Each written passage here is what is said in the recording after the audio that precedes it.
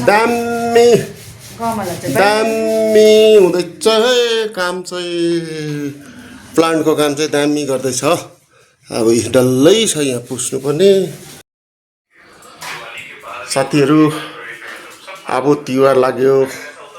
मेरो चाहिँ घरपति आमैले हो अब पित्तलको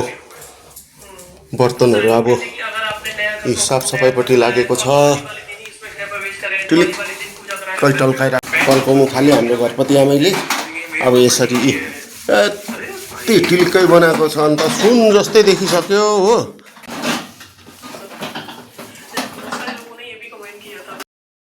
यस्तो छ मेरो घरको बाहिर चाहिँ यो चाहिँ हेर्नुहोस् दुर्पिन डाँडा हो यता भ्युजहरू मजाको छ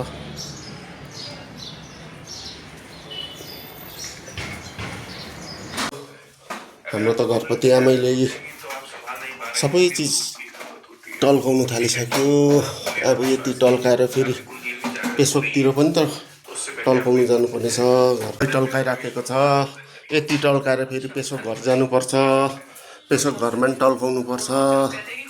टल्काउँदै बसिरहेको छ